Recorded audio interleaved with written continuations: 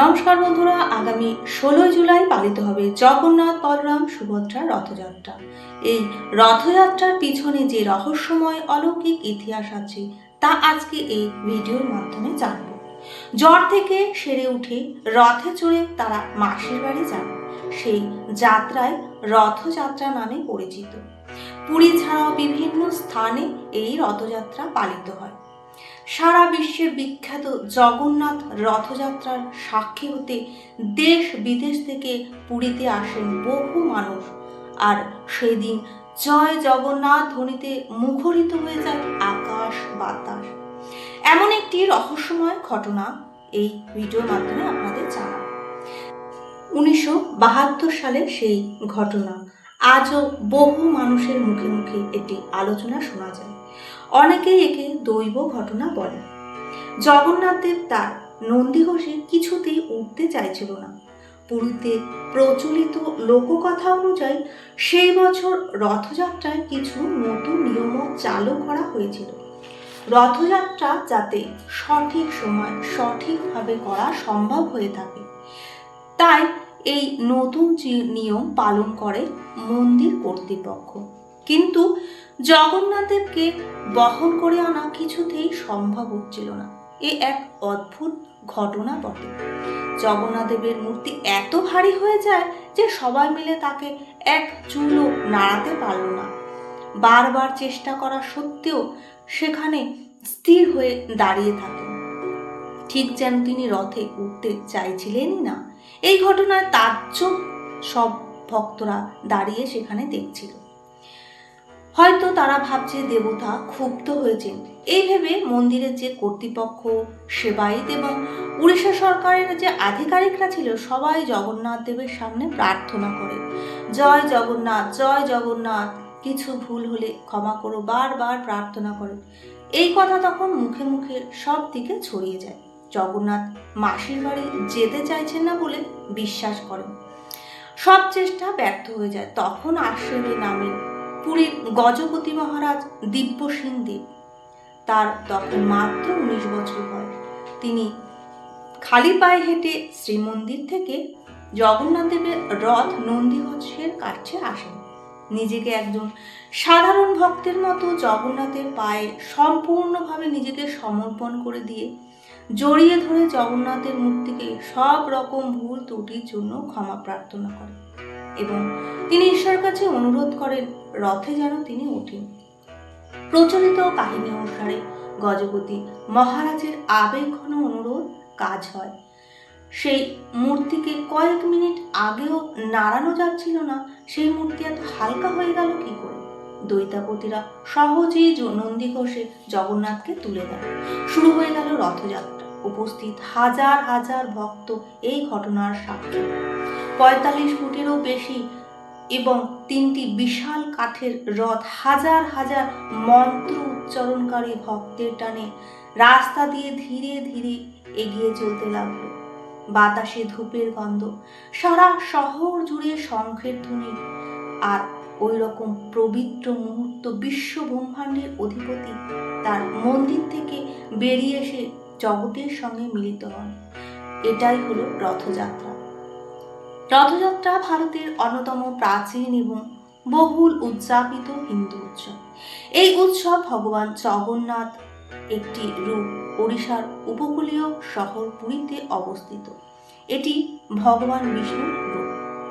মন্দির থেকে প্রায় 3 কিলোমিটার দূরে গন্ডিজা মন্দির পর্যন্ত তার বার্ষিক যাত্রাকে চিহ্নিত করা হয়েছে। রথ শব্দের অর্থ রথ, যাত্রা শব্দের অর্থ ভ্রমণ।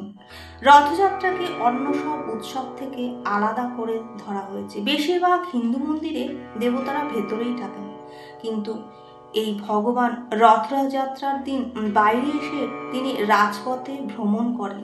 জাতি ধর্ম নির্বিশেষে সবাই তাকে দর্শন করতে পারেন।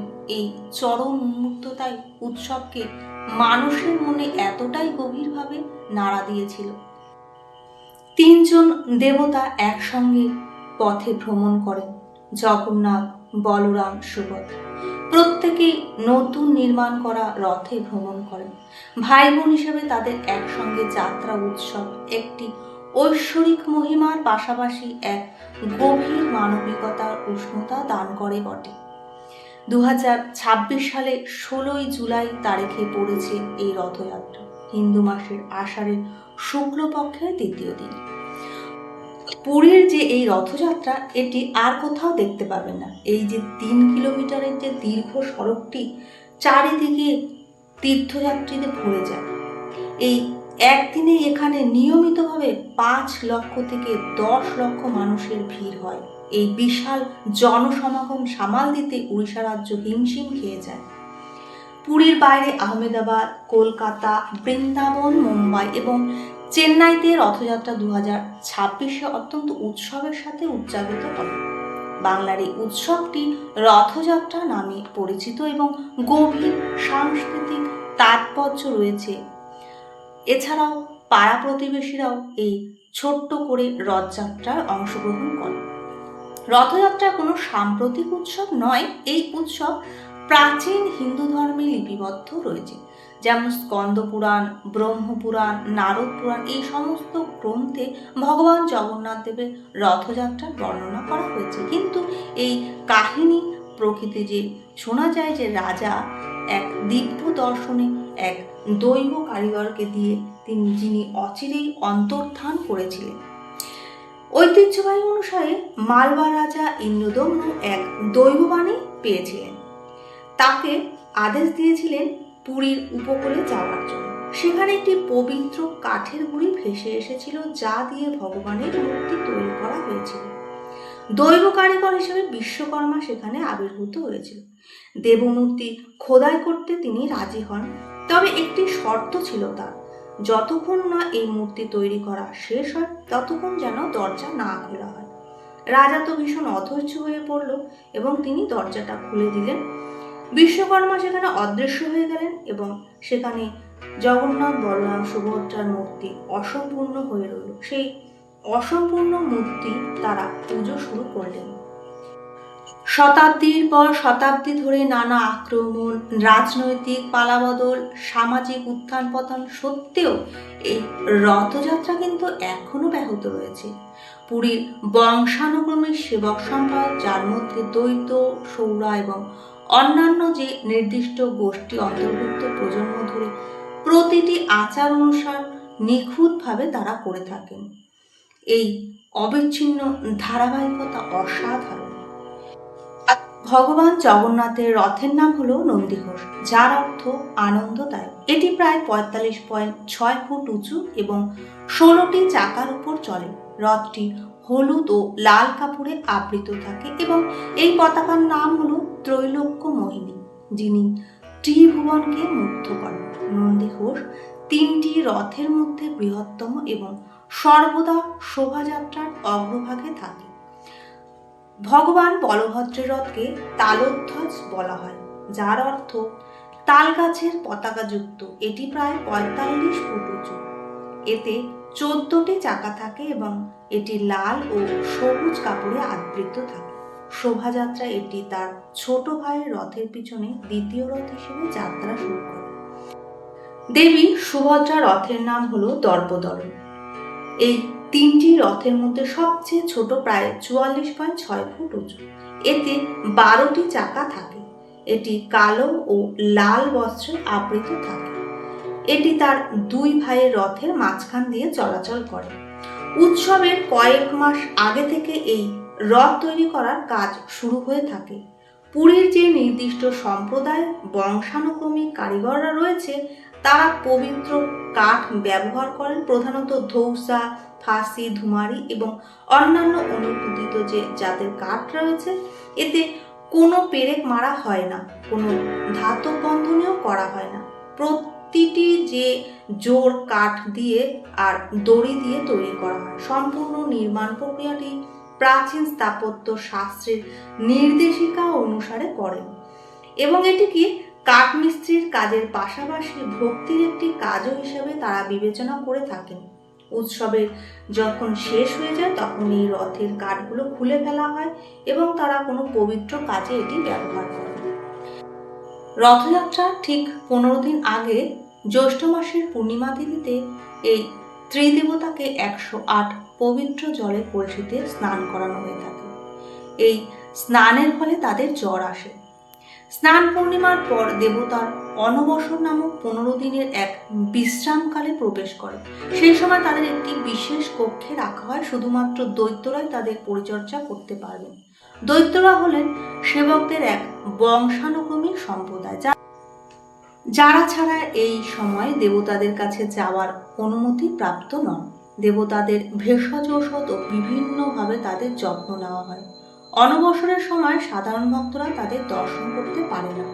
দেবতারা যখন আবার নিজে পুনরুজ্জীবিত হয়ে আবৃত হন, তখন তাদের পুনরুত্থানকে নবযৌবন বলে। যৌবনের প্রত্যাবর্তন হিসাবে উদযাপন করা হয়। পাহান্ডি বিজয়। রথযাত্রার সকালে পাহান্ডি বিজয় নামক এক দোদুল্যমান অনুষ্ঠান হয়। সেখানে শোভাযাত্রার মাধ্যমে দেবদেবীকে মন্দিরের ভেতর থেকে তাদের রথে নিয়ে যাওয়া হয়। মন্দিরের সেবকরা আনুষ্ঠানিকভাবে সঙ্গীতের সাথে প্রতিটি দেবতাকে দোলাতে দোলাতে নাচাতে নাচাতে বহন করেন। পাহান্ডি দেখা অত্যন্ত শুভ এবং গভীরভাবে আবেগঘন বলে মনে করা হয়। ছেঁড়া পানহারা।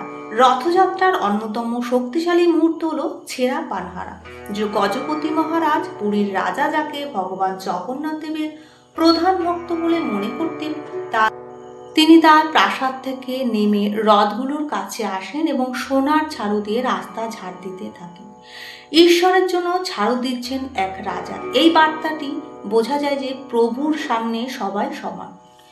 রথের দড়ি টানা। দেবতারা রথে যে আরোহণ করার পর ছেঁড়া পানহারা সম্পূর্ণ হলে শোভাযাত্রা শুরু হয়। হাজার হাজার ভক্ত বিশাল বিশাল দড়ি দিয়ে রথ টানেন। দড়ি যখন টানতে শুরু করেন, তখন জগন্নাথ দেবের ধ্বনি চারিদিকে ছড়িয়ে পড়ে। জয় জগন্নাথ, এই ধ্বনি করা হয়ে থাকে। স্কন্দ পুরাণ অনুসারে একবার দড়ি টানার আধ্যাত্মিক পুণ্য শত শত যজ্ঞের সমান। গুন্ডিজা যাত্রা। দেবতারা গুন্ডিজা মন্দিরে গমন করেন, যা প্রচলিত বিশ্বাস অনুসারে রাজা ইন্দ্রদম্নের স্ত্রী রানী গুন্ডিজার বাসস্থান ছিল, যাকে কিছু ঐতিহ্যের ভগবান জগন্নাথের মাসি হিসাবে বর্ণনা করা হয়েছে। দেবতারা এখানে 7 দিন বিশ্রাম নেন। আরও অন্তরঙ্গ পরিবেশ সেটা তারা পুজো লাভ করেন। সেই সময় সেই যাত্রাকে গুন্ডিজা যাত্রা বলে। বহুধা যাত্রা। নবম দিনে দেবতারা প্রত্যাবর্তন যাত্রা শুরু করেন। বহুধা যাত্রার রথগুলো সেই সময় প্রধান সড়ক ধরে জগন্নাথ মন্দিরের দিকে ফিরে আসেন। পথে মাসির বাড়িতে থামেন, যেখানে দেবতারা পোড়া পিঠে, চাল ও নারকেল দিয়ে এই পিঠেটি তৈরি হয়। নৈবেদ্য হিসেবে তারা তখন সেটা গ্রহণ করেন। এই প্রত্যাবর্তন শোভাযাত্রা ও যাত্রার মতোই পবিত্র। অধিকাংশ হিন্দু দেবতা মন্দিরের ভেতরে বাস করেন। দেবতার দর্শন, এই পবিত্র দর্শনের জন্য মন্দিরের ভেতরে তারা প্রবেশ করেন নিয়ম কানুন মেনে। কিন্তু রথযাত্রার সময় ভগবান জগন্নাথ নিজেই বাইরে এসে ভ্রমণ করেন। তাকে খোলা রাস্তায় দেখা যায়। ভিডিওটি ভালো লাগলে অবশ্যই কমেন্টের মাধ্যমে জানাবেন। আপনারা সবাই ভালো থাকুন, সুস্থ থাকুন। আবার আসবো নতুন ভিডিওর সাথে।